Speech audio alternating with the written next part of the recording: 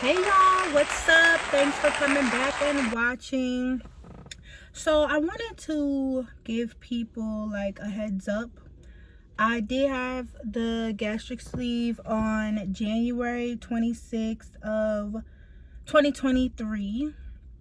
So I just wanted to make a video about stuff that people should know. I feel like your doctor kind of tells you certain things, but they don't necessarily tell you everything you need to know. So this is coming from somebody with experience, I guess you could say. I only had it once, but so these are just tips. You don't gotta listen to me, listen to your doctor, of course, but I'm somebody who didn't have any underlying health issues or anything.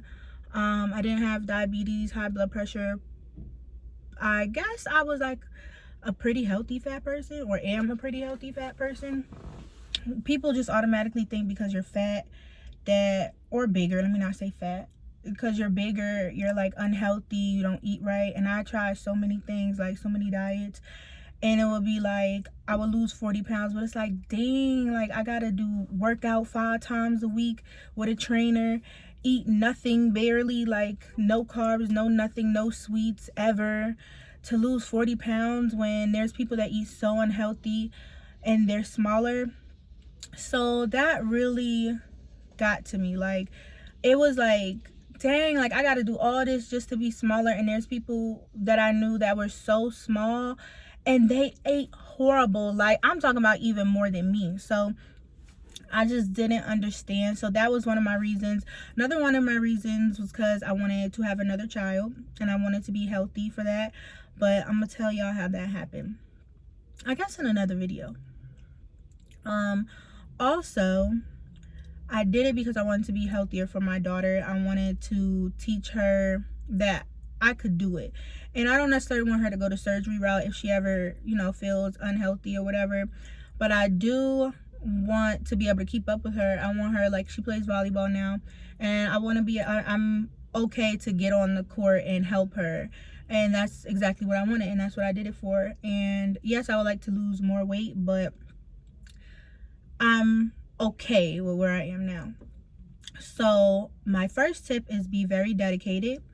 Be dedicated at changing your diet. It's not just like you can't eat food, it's like what you eat. Like, you can't, I did try like my first week post-op to eat chocolate, and dumping syndrome is very real. I believe my menstrual was coming and I wanted some chocolate, and I ate a fun size crunch bar, and dumping syndrome is real. I'm talking about, I was on the place where you do number 2 and throwing up at the same time. So please be very dedicated to changing your ways, changing your diet. One thing I have noticed is it feels like my stomach is bigger when I'm getting my menstrual. And what I mean by that is I feel like I can fit more food. And I proposed an, I guess, hypothesis to my doctor, and she was like, we really don't know why that happens, and that does happen. But my hypothesis is that your uterus is full and ready when you are on your menstrual, or about to be on your menstrual. It's, so your stomach and everything, then your abdomen is there. And then when you are on your period, it's kind of contracting to shed that blood wall. So because it's contracting, you have more room and you don't feel as stuffed. That's just my theory. Like, I don't want to say that it's necessarily like what I'm doing, but that's just my theory. Also, change your eating mindset. Just don't think just because you have a small stomach, then you can just eat what you want. That's not how it works. I mean, you will drop weight, of course, at first, but you'll have a stall. Like me, I have a stall because I felt like, oh, I have a small stomach now, I'm just gonna drop weight. And in the beginning, you were dropping weight like crazy anyway because your body's in shock. So yeah, learn from me. Don't just try to eat what you want. Now I eat better. I cook every night. Well, I've always cooked every night. That's a financial thing. I just really don't like to spend money on outside food. You guys will learn. I've probably seen my other videos. Walmart, I'm a very frugal woman, and that's how I'm able to make sure my bills are paid. I make sure I take vacations. I make sure I have a savings account, 401k. I'm able to make sure that my family, my household is okay because I am a very frugal person. I was able to get mine covered by insurance because my BMI was over 40. So I didn't have any other underlying health issues, but my BMI was over 40 and my doctor recommended it because I did try phentermine and exercise, and I hired a personal trainer. Like I said, I did keto, hired a personal trainer, all that stuff, and I only lost 40 pounds and then stalled out for months. Also exercise. I'm sorry, I'm looking at my little book. I got a little book. Exercise. I would say try to exercise in the beginning, like as soon as you can. Not necessarily like obviously a week or whatever, but exercise as soon as you can so you can drop the weight faster, like not drastically, but just drop it faster so that your transition when you do like stall out or whatever, if you do, would be better. Like you already have dropped so much. It's like, oh, I stalled out, like it's not a big deal. Make sure you're drinking a lot of water because constipation is a thing. Like, this is TMI, so sorry, but constipation definitely is a thing and it feels horrible. You just feel full, already full, because like, you know, when you get the sleeve, you're full very fast, so there's nothing you can really do about it.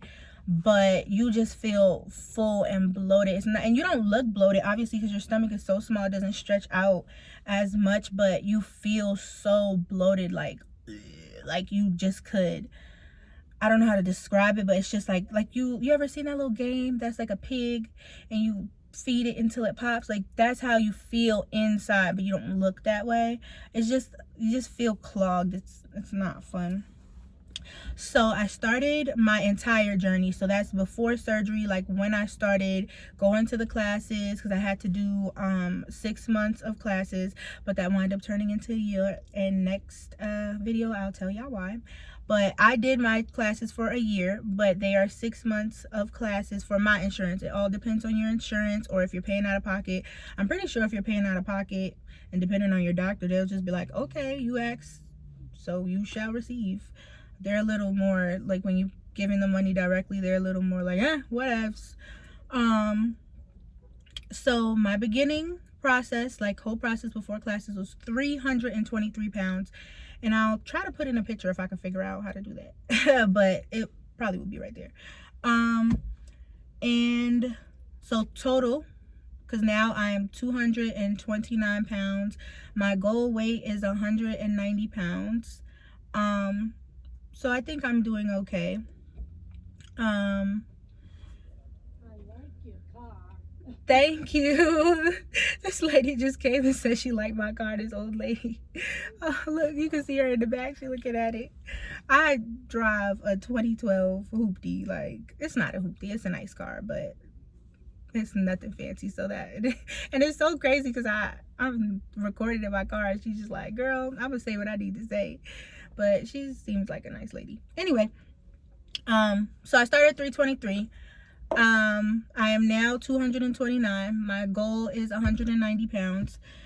So total process, like from the beginning of classes, when I hired a personal trainer, all that, I am down 94 pounds. From when I got the surgery, like when I started the surgery, I was 299 pounds. So I'm 70 pounds in a year.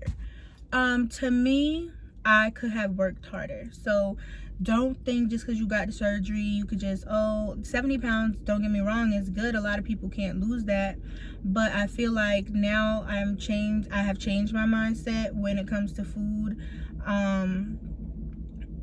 It took me a while. I wish it would have been better. Like I wish I would have taken it more serious, which they tell you to do, but I just, you just want your surgery, you just want it done. And now I get the mental part.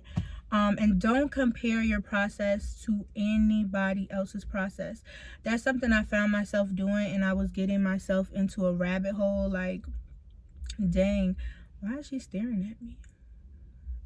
Anyway, I found myself like, dang, this person, done lost 120 pounds and I only lost 50, but you don't know what their health issues are. You don't know what their weight was before, because they say when you're bigger, you lose weight faster or more drastically. But again, everybody's situation is different. I don't want you to compare your journey to anybody else's journey, and that's something I definitely found myself doing. That's my only advice. Another thing I want you to remember is your journey is your journey. Don't feel bad. Don't do anything other than make sure you're doing what you're supposed to do. If you're feeling bad, like, oh, I gained a pound, it might be a pound of muscle, but as long as you're doing what you're supposed to do, exercise. I mean, everybody has a treat every now and again, as long as it's not like a daily thing. If you're a woman, when you have your menstrual, like, don't beat yourself up about it. Don't get on the scale during that time. Just treat you how you would want to be treated. Treat yourself how you would want to be treated. And what I mean by that is we're so hard on ourselves, but we give other people grace. Give yourself the same grace you would give somebody else. And just learn to love yourself. Learn to love the new you compared to the old you. And don't beat yourself up at all. Just enjoy your life, because you did something and started a new journey. And that's all that matters. Hope y'all come back. Thanks for watching. Bye.